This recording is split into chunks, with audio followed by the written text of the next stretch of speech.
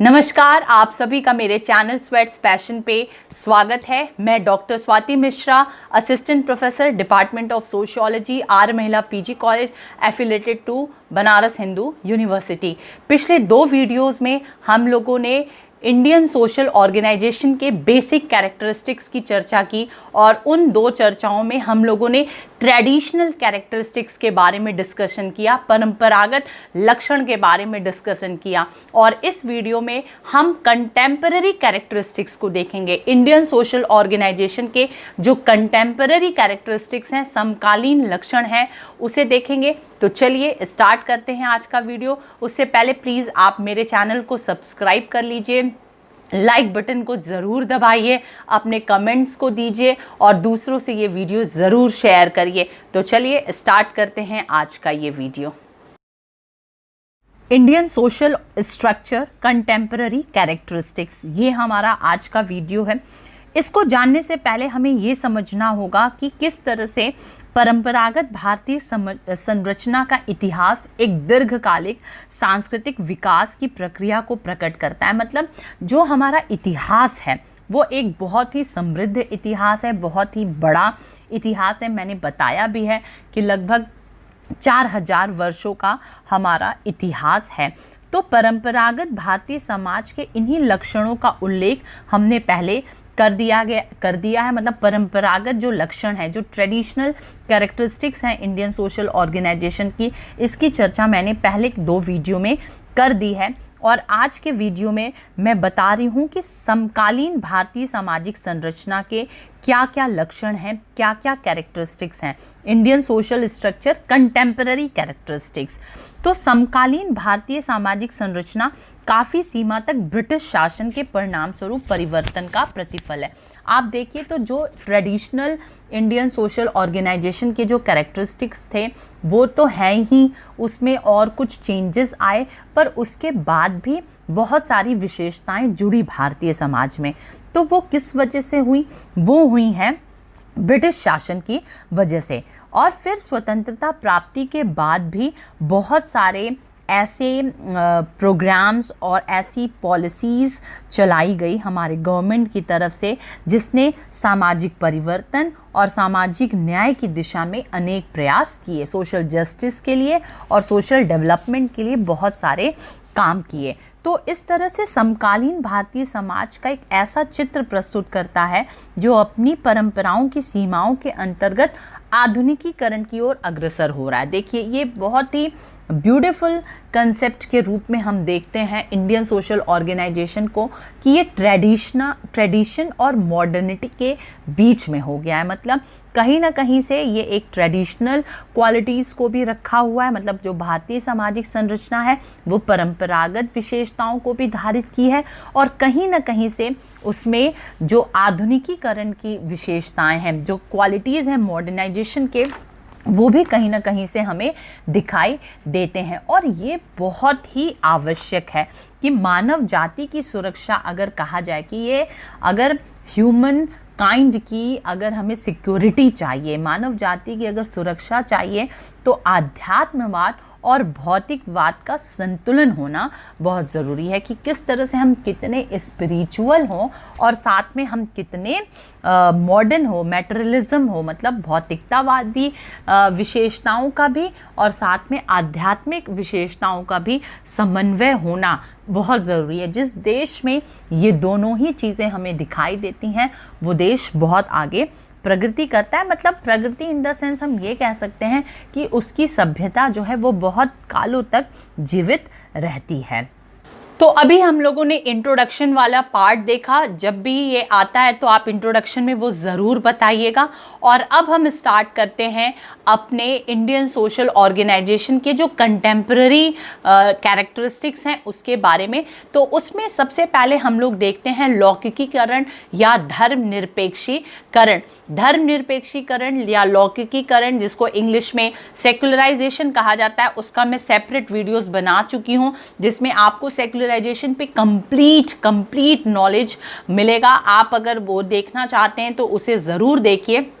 पर यहाँ पर मैं थोड़ा सा ज़रूर डिस्कस करूँगी अपने सेकुलराइजेशन कंसेप्ट को, जो कि इंडियन सोशल ऑर्गेनाइजेशन के एक इम्पॉर्टेंट कैरेक्टरिस्टिक्स में है।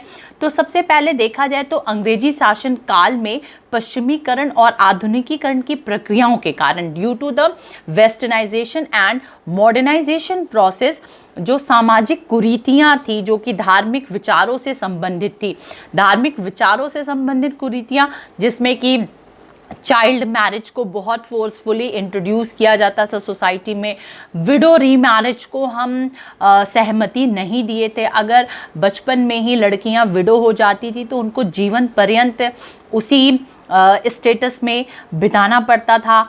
साथ में विधवा पुनर्विवाह का, जो मैं अभी कह रही थी, उसका पूरी तरह से निषेध था।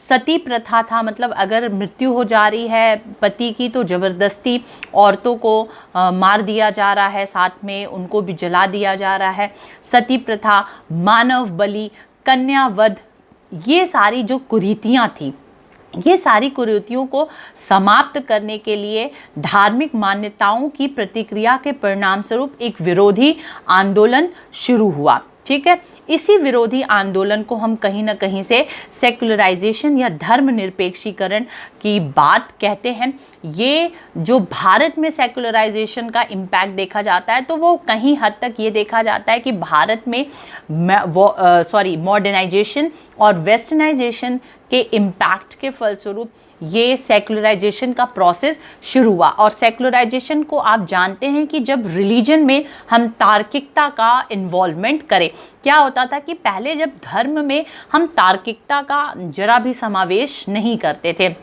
we never used logical attitude और behavior in religion। पर जैसे जैसे पॉजिटिविज्म की थ्योरी डेवलप हुई, जैसे जैसे साइंटिफिक रेवोल्यूशन आया, वैसे वैसे रिलीजन में हम लॉजिकलिटी को लगाना शुरू किए कि आखिर ऐसी चीज़ें हो रही हैं तो उसके पीछे कारण क्या है, मतलब कॉज और इफ़ेक्ट के रिलेशन को हम इस्तेमाल करने लगे।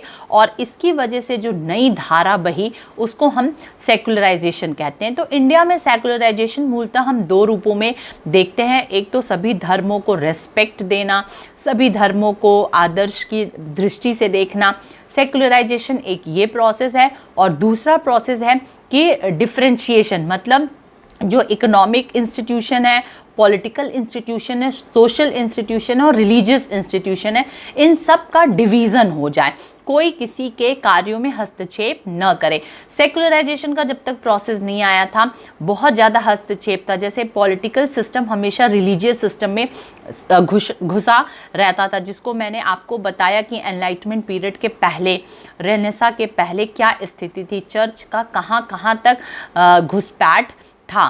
पर सेकुलराइजेशन से धीरे धीरे ये चीज़ें ख़त्म होने लगी और इंडिया में सेकुलराइजेशन का इम्पैक्ट मॉडर्नाइजेशन और वेस्टर्नाइजेशन से देखा जाता है। तो ये आप इसको अच्छी तरह से समझिए कि जो कंटेम्पररी इंडियन सोशल ऑर्गेनाइजेशन के कैरेक्टरिस्टिक्स हैं उसमें एक बहुत बड़ा कैरेक्टरिस्टिक्स सेकुलराइजेशन का हमें दिख रहा है। उसके बाद से दूसरे कैरेक्टरिस्टिक्स की हम जब चर्चा करते हैं, दूसरे कैरेक्टरिस्टिक्स, कंटेम्पररी कैरेक्टरिस्टिक्स की हम जब चर्चा करते हैं तो हमें मॉडर्नाइजेशन कैरेक्टरिस्टिक्स को कभी नहीं भूलते हैं, क्योंकि मॉडर्नाइजेशन जो है वो बहुत महत्वपूर्ण कैरेक्टरिस्टिक्स है। अब देखा जाए तो भारत में आधुनिकीकरण जैसी प्रक्रिया की शुरुआत जो मानी जाती है वो कैसे मानी जाती है, वो ब्रिटिश परंपरा से ही मानी जाती है। जब कॉलोनीज़ का मॉडर्नाइजेशन पे भी मैं अलग से सेपरेट वीडियो बनाई हुई हूँ, पूरा कंप्लीट, आप उसको देख करके मॉडर्नाइजेशन का कंसेप्ट अच्छे से समझ सकते हैं। पर जब इंडियन सोशल ऑर्गेनाइजेशन के कंटेम्पररी कैरेक्टरिस्टिक्स की बात होती है तो मॉडर्नाइजेशन को मैंने शॉर्ट में यहाँ पर समझाया है कि भारत में आधुनिकीकरण की प्रक्रिया का प्रारंभ ब्रिटेन के साथ हमारे संपर्कों के परिणाम स्वरूप आया, क्योंकि ब्रिटिशर्स आए। अब ब्रिटिशर्स पहले तो यहाँ पर बिजनेस के लिए आए थे, पर धीरे धीरे उनका इन्वॉल्वमेंट यहाँ पर बढ़ता गया और बिजनेस से, ट्रेड से वो धीरे धीरे एडमिनिस्ट्रेशन की तरफ शिफ्ट होना शुरू किए। अब उन्हें लगा कि यहाँ काम करना टफ है, क्योंकि यहाँ पर वो मॉडर्नाइजेशन का जो कंसेप्ट ब्रिटिश कंपनीज़ में था या ब्रिटिश कंट्रीज़ में था, वहाँ यहाँ पर ऐसा नहीं था। मतलब मीन्स ऑफ कम्युनिकेशन बहुत ज़्यादा डेवलप नहीं थे, रोड फैसिलिटीज़ बहुत ज़्यादा डेवलप नहीं थी, वही मैं जो बताया ट्रांसपोर्टेशन बहुत ज़्यादा डेवलप नहीं था, ब्यूरोक्रेसी बहुत ज़्यादा रिच यहाँ की नहीं थी, ऐसा सब था यहाँ पर सिस्टम। तो वो चूँकि उनके अकॉर्डिंग नहीं था, ऐसा नहीं था। इंडिया बहुत ज़्यादा डेवलप कंट्रीज़ मानी जाती थी, पर जो मॉडर्नाइजेशन का जो डेफिनेशन है वो यहाँ पर नहीं था। तो ब्रिटिशर्स को चूँकि रूल रेगुलेशन करने में थोड़ी सी डिफ़िकल्टी आ रही थी, इंडिया को मैनेज करने में डिफ़िकल्टी आ रही थी, तो उन्होंने नई नई मशीन तकनीक का यहाँ पर प्रयोग करना शुरू किया, व्यापार की नई बाजार प्रणाली स्थापित करना शुरू की, सिविल सेवा का इंट्रोडक्शन किया, ब्यूरोक्रेसी सिस्टम का इंट्रोडक्शन किया, लीगल जो कानून है, फॉर्मल कंट्रोल्स जो हैं उनकी स्थापना पर बहुत ज़्यादा बल दिया, सैन्य संगठन को बहुत मजबूत करना शुरू किया, और लिखित कानून, औपचारिक और लिखित कानून, उससे पहले हमारे यहाँ इनफॉर्मल लॉज बहुत ज़्यादा थे, पर अब औपचारिक और लिखित कानून की तरफ वो आगे बढ़ना शुरू किए। और इस तरह से जो नई नई चीज़ों को जन्म दिए, ऐसा नहीं था कि उनका ये मोटो नहीं था कि हमें इंडिया को डेवलप करना है, उनका ये मोटो था कि जब हम यहाँ पर रूल कर रहे हैं तो हमें यहाँ के सिस्टम को अपने अकॉर्डिंग करना है, ताकि हमें कन्वीनियंट फील हो, कन्वीनियंस रहे हमें यहाँ पर काम करने में। इस वजह से जो ये सारी चीज़ों को एडॉप्ट किया, इसको कहा गया मॉडर्नाइजेशन, इस प्रोसेस को कहा गया मॉडर्नाइजेशन। और ऑब्वियस सी बात है, नेचुरल सी बात है कि इस प्रोसेस से हमें बहुत फ़ायदा हुआ। मतलब कहा जाता है ना कि ब्रिटिश रूल का अगर आप एक कॉलोनिज़म का इम्पैक्ट देखें तो कॉलोनिज़म का इम्पैक्ट दोनों पड़ता है। निगेटिव इम्पैक्ट है बहुत ज़्यादा, वो हम सब जानते हैं, पर पॉजिटिव इम्पैक्ट भी है कि मॉडर्नाइजेशन जैसे प्रोसेस की यहाँ पर शुरुआत होती है। लोगों ने ये तो देख लिया कि किस किस चीज़ों का मॉडर्नाइजेशन के प्रोसेस से क्या क्या नई नई चीज़ें बनी, मतलब new machine technology, new market system, development of means and communication, ये सारी चीज़ें। पर साथ में अंग्रेजों की इच्छा तथा आशा के विपरीत शिक्षा तथा सरकारी सेवाओं के नए अवसरों ने भारतीय समाज में एक ऐसे प्रबुद्ध वर्ग को जन्म दिया जो अपने समाज की दीन दशा पर विचार करने के लिए बाध्य हो गए।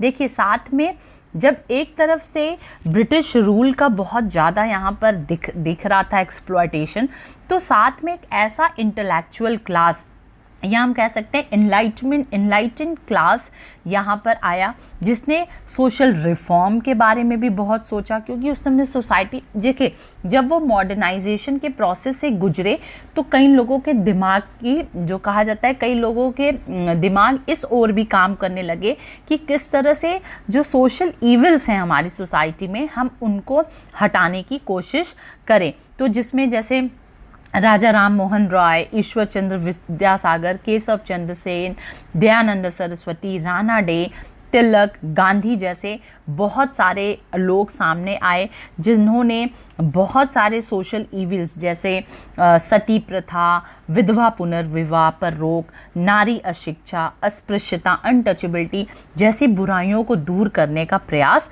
किया। तो मतलब एक तरफ मॉडर्नाइजेशन के प्रोसेस से ये सारी चीज़ें भी हुई, मतलब इंफ्रास्ट्रक्चर हमारा बहुत ज़्यादा मजबूत हुआ, हमारा एडमिनिस्ट्रेशन मजबूत हुआ। तो दूसरी तरफ से एक ऐसे इंटेलेक्चुअल वर्क का जन्म हुआ, इंटेलेक्चुअल क्लास का जन्म हुआ, जिसने सोशल इविल्स पे मार करना, सोशल इविल्स पे चोट पहुंचाना शुरू किया। इसको मैं इंग्लिश में भी पढ़ देती हूँ कि contrary to the wishes and hopes of the British, new opportunities for education and government services gave birth to intellectual or enlightened classes in Indian society who were forced to consider the poor condition of their society. The social reform movement started in India under the leadership of this enlightened class. Raja Ram Mohan Roy, Ishwar Chandra Vidyasagar, Rana Day, Tilak, Gandhi, Dayanand Saraswati were some leading names associated with this movement. Under this movement, an attempt was made to remove social evils. I am talking about the social evils like preventing sati system, widow remarriages, women education and untouchability, etc. etc. अब हम अपनी तीसरी characteristics पे बात करें, बढ़ती हुई सामाजिक गतिशीलता, इंक्रीजिंग सोशल मोबिलिटी। इसमें हम देखते हैं कि बढ़ती हुई सामाजिक गतिशीलता समकालीन भारतीय सामाजिक संरचना की एक प्रमुख विशेषता। सोशल मोबिलिटी जो है वो बहुत इम्पॉर्टेंट कैरेक्टरिस्टिक्स है कंटेम्प्रेरी इंडियन सोशल ऑर्गेनाइजेशन पे, और इस पे एम.एन. श्रीनिवास का जो सेंस्क्रिटाइजेशन का प्रोसेस है इसके थ्रू हम इस पॉइंट को समझेंगे। सेंस्क्रिटाइजेशन पे भी मैंने अलग से वीडियो बना दिया है, आप समझना चाहे तो आराम से समझ सकते हैं। यहाँ पर देखा जाए तो एम.एन. श्रीनिवास ने बताया कि ब्रिटिश पूर्व भारतीय समाज जो परंपरागत समाज कहा जाता था, अगर हम देखें तो वो देखते हैं कि वो स्थिर समाज था, वो स्टेबल सोसाइटी थी।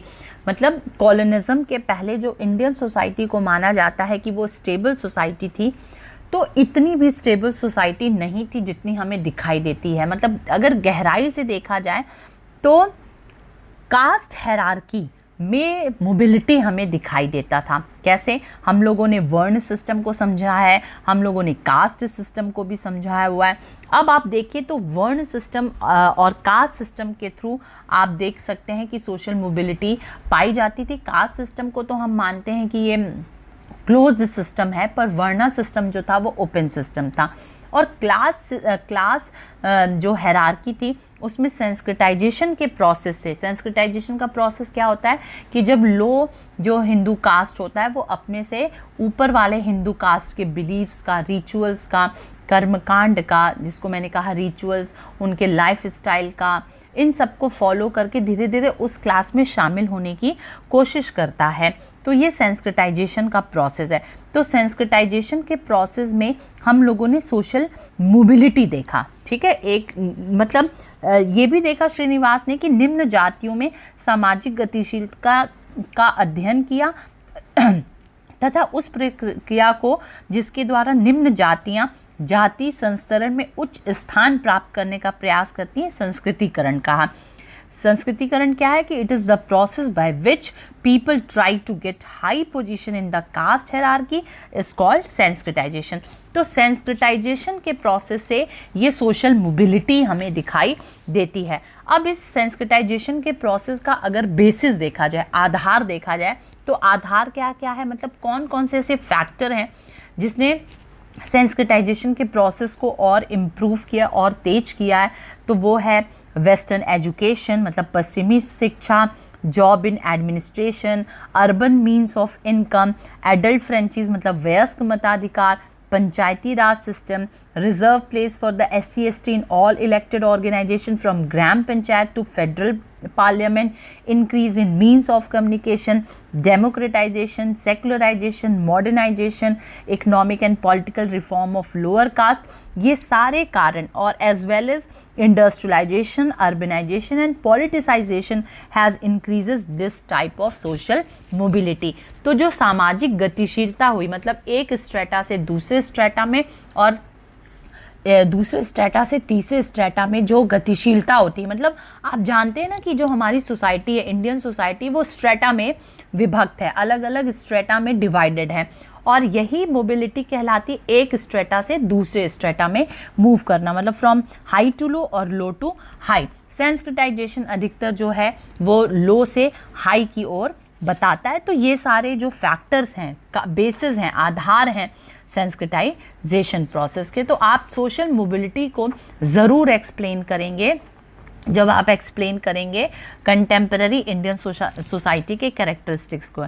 उसमें कुछ काम बताए हैं, जैसे हाईग्रेव, Kothari, Rudolph and Rudolph, Srinivas, दुबेज, इन लोगों ने स्टडी किया और एक नई तरह की गतिशीलता की ओर सभी का ध्यान आकृष्ट किया।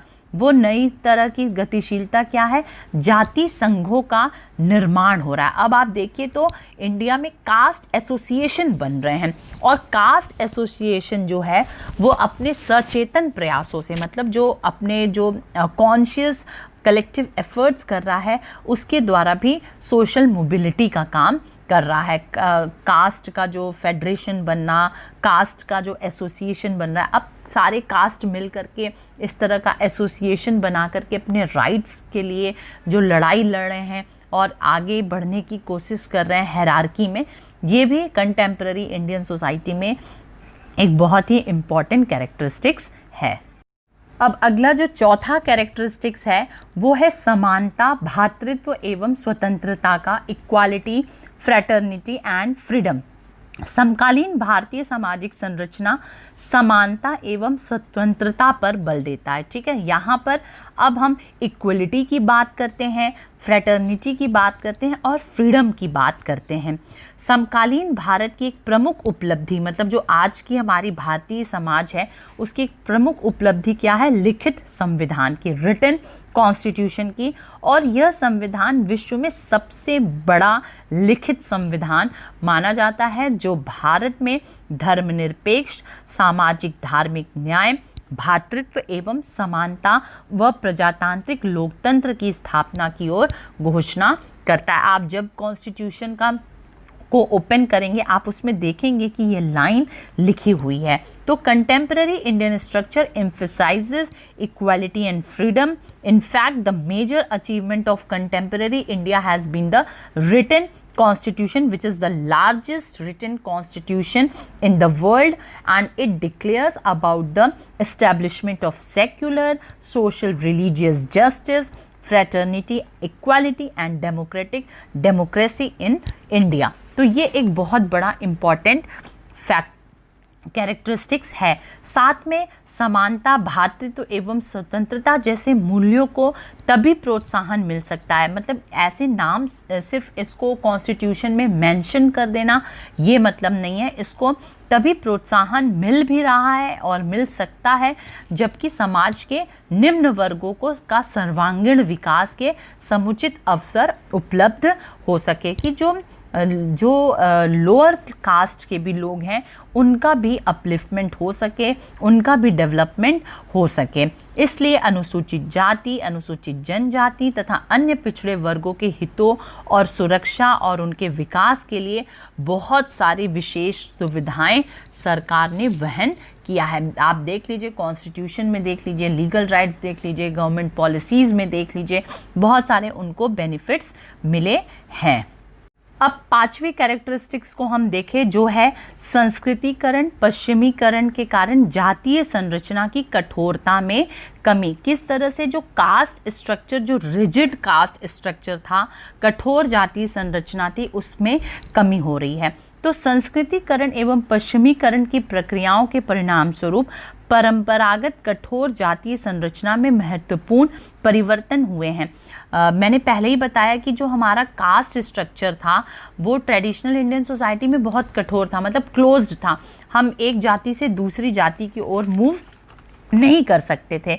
पर अब आप देख लीजिए कि कंटेम्प्रेरी इंडियन सोसाइटी में जो कास्ट स्ट्रैटिफिकेशन का जो नेचर है, जातीय संस्तरण का जो स्वरूप है, वो प्रदत्त स्थिति के स्थान पर अर्जित गुणों का महत्व बढ़ता जा रहा है। मतलब जब पहले क्या होता था कि जो हमें परिस्थिति मिल गई उसी को हम धारित किए रहते थे, अब प्रदत्त के स्थान पे अर्जित जो गुण हैं, जो अचीव्ड स्टेटस हैं, वो उनको ज़्यादा इम्पोर्टेंस दिया जा रहा है। साथ में अब आप देखिए, मतलब देखिए पहले क्या था, अगर हम कास्ट के कैरेक्टरिस्टिक्स को देखें तो कास्ट के कैरेक्टरिस्टिक्स में क्या था कि हम अचीव्ड स्टेटस को इम्पोर्टेंस नहीं देते थे। हम जो एस्क्राइब्ड मिलता था, जो प्रदत्त हमें मिलता था, मतलब जिस कुल और वंश में हमने जन्म ले लिया, हम उसी के सदस्य रहेंगे। तो अगर बड़ा भी मूर्ख व्यक्ति है फिर भी वो ब्राह्मण कुल में जन्म ले लिया तो उसको ब्राह्मण की स्थिति मिल जाती थी। ये अब चेंज होना शुरू हुआ है। दूसरी चीज़ें क्या चेंज हो रही हैं कि जो ट्रेडिशनल बिजनेस था, मतलब एक कास्ट का ट्रेडिशनल बिजनेस एक ही होता था, जैसे कि नाऊ जो होता सिर्फ नाऊ का काम करता था, धोबी जो होता था वो सिर्फ धोबी का काम करता था, जो क्षत्रिय कुल के होते थे, उन्हें युद्ध का ही कार्य करना था, मतलब उनका परंपरागत व्यवसाय तेली जो होता था वो तेल का कारोबार करता था, इसी तरह से नाम भी पड़ा है। पर अब ट्रेडिशनल जो बिजनेस है वो धीरे धीरे समाप्त हो रहा है। अब कोई भी व्यक्ति, कोई भी जाति का कोई भी व्यक्ति कोई भी व्यवसाय अपना सकता है। जरूरी नहीं कि उस जाति के जो व्यवसाय निर्धारित हैं वो उसी व्यवसाय को अपनाए, वो कोई भी व्यवसाय अब अपना सकता है। अब तीसरा जो कास्ट स्ट्रक्चर में चेंजेस आ रहा है कि कास्ट ग्रुप इज इमर्जिंग। अब हमें जातीय गुट नज़र आ रहे हैं अपने अपने अधिकार की रक्षा के लिए, अपने अपने सम्मान की रक्षा के लिए। अब जातीय गुट उभर करके सामने आ रहे हैं, पहले ऐसे चीज़ें नहीं थी। दूसरा जो निषेध के नियम थे कि व्यवसाय में निषेध होता था, विवाह में निषेध होता था, खान पान में निषेध होता था, अब ये निषेध के नियम बदलते जा रहे हैं। आप देखिए, हम कभी भी बाहर खाने जाते हैं, हम नहीं पूछते हैं कि आप किस जाति के हैं। हम बस वहाँ पर शुद्धता अशुद्धता का जो परंपरागत नियम था हम उसको न ध्यान में रख करके हम स्वास्थ्य के दृष्टि से ज़्यादा अपने आप को संयमित करने की कोशिश करते हैं। तो ये सारी चीज़ें बदल रही हैं। अब आप देखिए, जो एंडोगैमी कैरेक्टरिस्टिक्स थी, अंतर्विवाही, कि एक जाति का विवाह उसी जाति में होता था, अब ड्यू टू लव मैरिजेस और इंटरकास्ट मैरिजेस अब ये एंडोगैमी की कैरेक्टरिस्टिक्स धीरे धीरे ख़त्म हो रही हैं। और साथ में एक और इम्पॉर्टेंट पॉइंट मैं बताना चाहूँगी कि जो सोशल डिस्टेंसिंग है वो धीरे धीरे स्लो होती जा रही है। मैं कोरोना काल के सोशल डिस्टेंसिंग की बात नहीं कर रही हूँ, मैं कास्ट के बीच में जो सोशल डिस्टेंसिंग थी, social distancing among the caste और बिटवीन द कास्ट, उसके बारे में बात कर रही हूँ कि जो हम दूर रहते थे कि अछूत है तो इससे दूर रहो, ये छूने लायक नहीं है, दोबारा स्नान करना, फलाने बहुत सारे जो रिचुअल्स को लोग फॉलो करते थे। अब इस तरह के सोशल डिस्टेंसिंग जो है उसको हम फॉलो नहीं कर रहे हैं। अब सभी जाति मिल करके एक साथ देखिए पार्टीज़ करते हैं, खाते पीते हैं, इवन रहते भी हैं। तो ये सारे चेंजेस दिखाई दे रहे हैं। अगर अब हम अपने छठे कैरेक्टरिस्टिक्स को देखें, जिसमें है एकाकी परिवारों की बढ़ती हुई संख्या, increasing number of nuclear families. अभी हम लोगों ने बहुत सारे कंटेम्प्रेरी कैरेक्टरिस्टिक्स को देखा, जिसमें हम लोगों ने सेकुलराइजेशन को देखा, मॉडर्नाइजेशन को देखा, और भी हम लोगों ने बहुत सारे कैरेक्टरिस्टिक्स को पीछे पढ़ा है। अब हम जो छठी कैरेक्टरिस्टिक्स देख रहे हैं वो है एकाकी परिवारों की बढ़ती हुई संख्या, increasing number of nuclear families. पहले ट्रेडिशनल इंडियन सोशल ऑर्गेनाइजेशन में ये कैरेक्टरिस्टिक्स नहीं देखी जाती थी, पर आज के समय में हम न्यूक्लियर फैमिली का इमर्जेंस बहुत तेज़ी से देख रहे हैं। समकालीन भारतीय सामाजिक संरचना में संयुक्त परिवार, जो कि भारतीय समाज का एक प्रमुख स्तंभ माना जाता था, ठीक है। ट्रेडिशनल जो सोसाइटी थी, इंडियन सोसाइटी, उसमें जो ज्वाइंट फैमिली थी वो एक बहुत बड़ा पिलर के रूप में हमारे सामने था, पर अब धीरे धीरे इसमें भी परिवर्तन होते जा रहे हैं।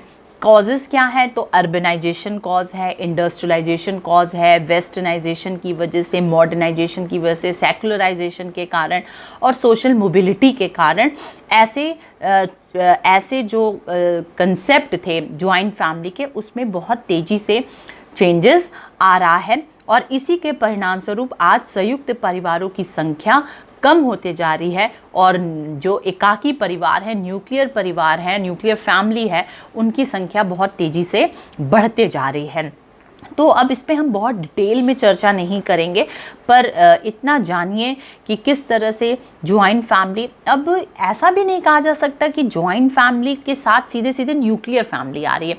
ज्वाइंट फैमिली तो टूट रही है। ज्वाइंट फैमिली के कंसेप्ट में अगर आप देखें तो कहा जाता है ना कि 3 पीढ़ियों की गहराई। इरावती कर्वे ने कहा है कि 3 पीढ़ियों की गहराई, मतलब 3 जनरेशन मिलना चाहिए, मतलब दादाजी, पिताजी और उनका बच्चा, ये 3 जनरेशन मिलना चाहिए।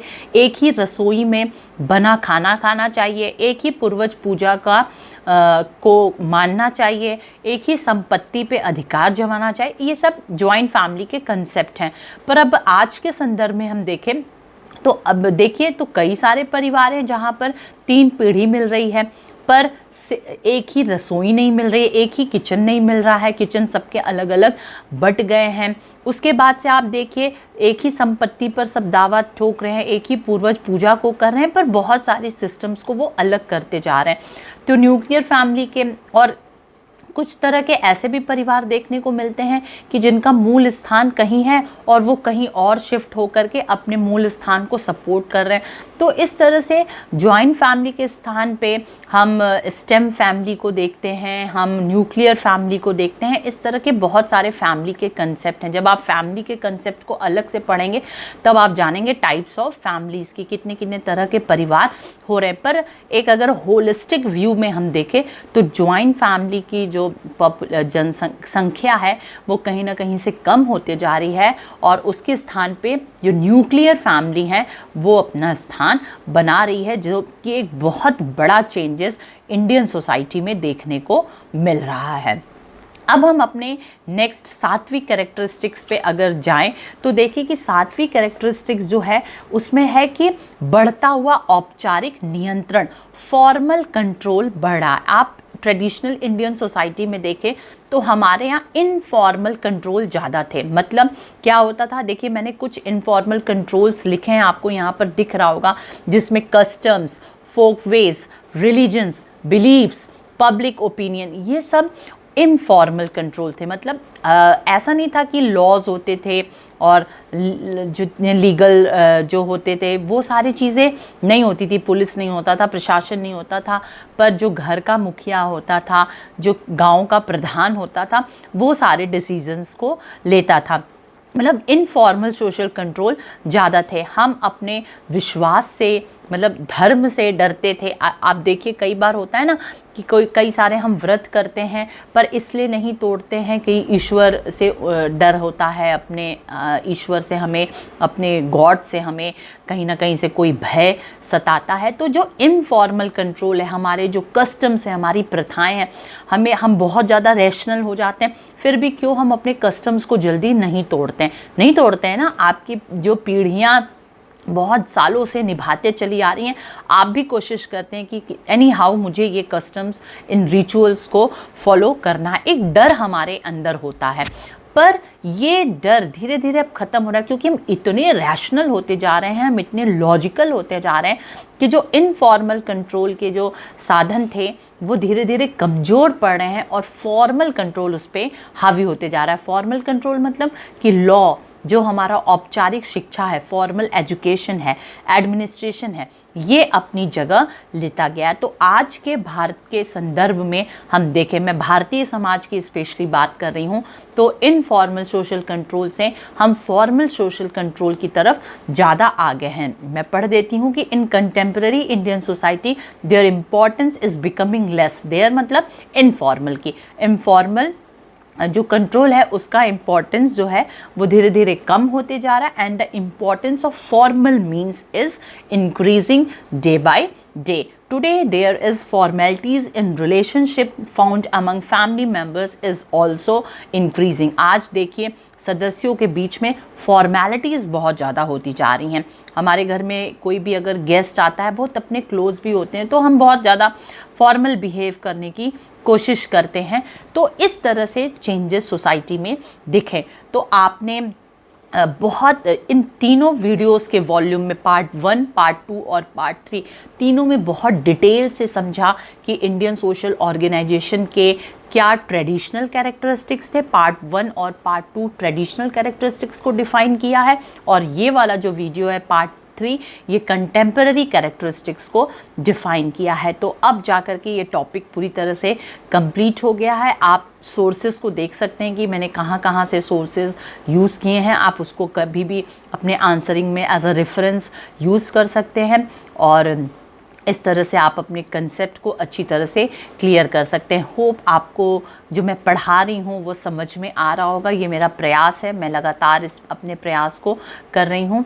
तो आप सभी मेरा साथ देते रहे, आप सब सुरक्षित रहे, मस्त रहे, खुश रहे. यही लाइफ होना चाहिए कि अपने लाइफ को बिंदास जिए और एक दूसरे के सपोर्ट में हमेशा खड़े रहे.